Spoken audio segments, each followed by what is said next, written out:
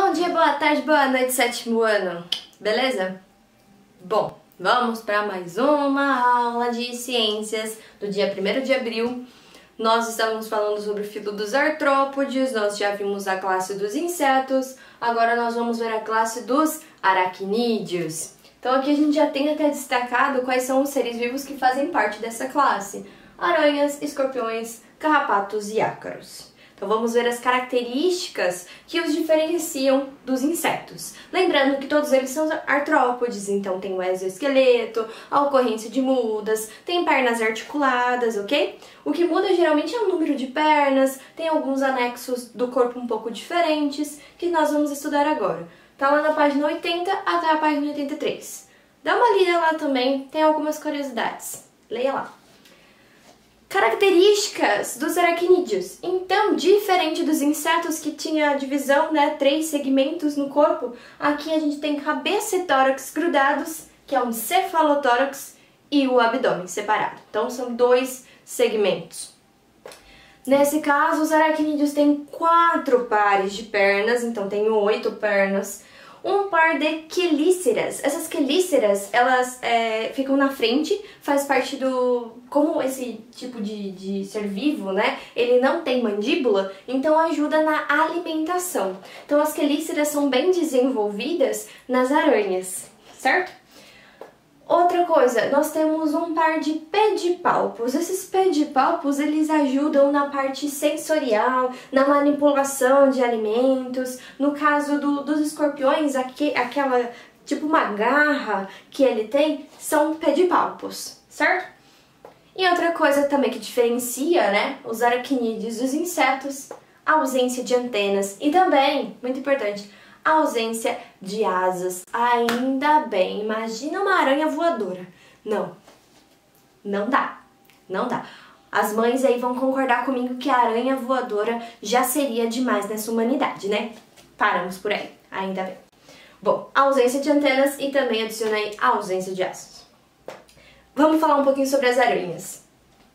Ela tem respiração filotraqueal, então é perceptível no corpinho dela, tudo bem que a gente vai pegar ela pra olhar, Mas no corpinho dela nós temos 2 orifícios, 2 buraquinhos, que fazem parte da respiração filotraqueal. Lembrando que é formada pelos pulmões foliares, que são pulmões mais simples. Outra característica que as aranhas têm também são glândulas produtoras de teia. Essa teia ela vai servir para o movimento da aranha, vai também guardar os ovos da aranha e também a troca de células, a troca de gametas, vai ser feita também através das teias, certo? Ali, às vezes, você vê no cantinho, assim, da parede e tal, é uma teia e umas coisinhas brancas. São os ovos ficam guardadinhos ali na teia, faz um casulinho e eles ficam guardadinhos ali. Outra coisa que as aranhas têm de características são as quelíceras, elas têm toxinas, É o veneno da aranha.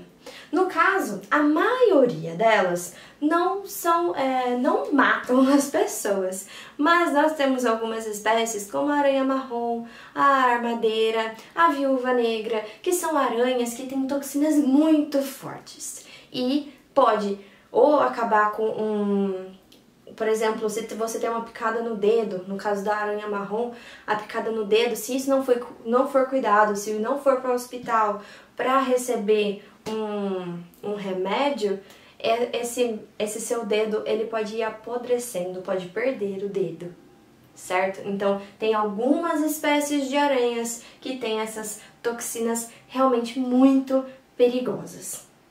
Aquela aranha comum de aparecer, a aranha caranguejeira, ela não tem toxinas. Qual o problema dela? Ela libera, como ela é toda peludinha, aquela caranguejeira desse tamanho, assim, que às vezes parece em casa, ela tem uns pelinhos. E esses pelinhos, eles são liberados e ele causa uma alergia. Mas ela não tem veneno, tá ok?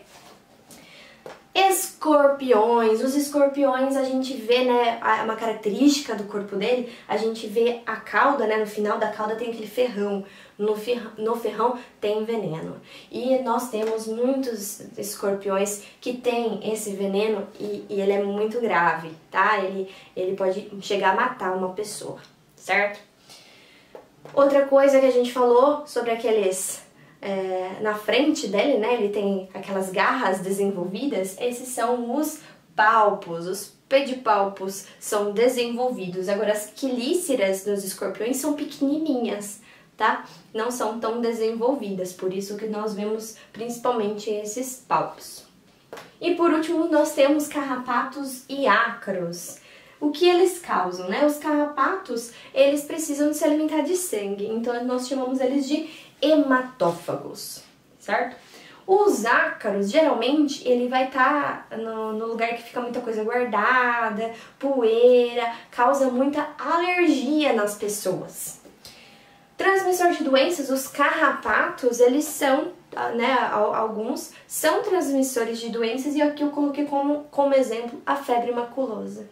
Então, qual é o problema? A febre maculosa ela é causada por uma bactéria. Essa bactéria, ela habita os carrapatos. O carrapato, geralmente, ele vai ficar... Aqui em Pedreira, a gente já teve muitos casos de febre maculosa. E o que acontece? As capivaras que ficam na beira do rio, elas contêm essa bactéria, certo? E o que acontece? Os carrapatos picam a capivara, recebem essa bactéria e no momento que a gente vai lá, se a gente vai na beira de rio, sem proteção, próximo dessas capivaras, a gente não vê, é um bichinho muito pequenininho.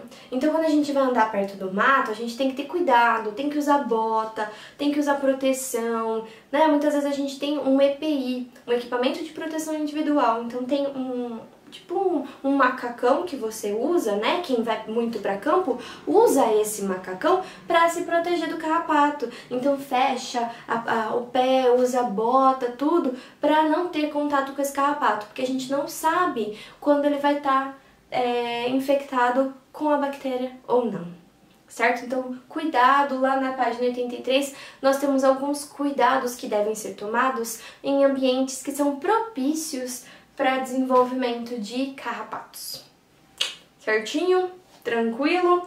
Então, ó, para completar essa aulinha de hoje, faça aí na sua casa do 27, exercício 27 a 29 da página 83. Bem tranquilo, depois manda pra mim. Certo? Beijos!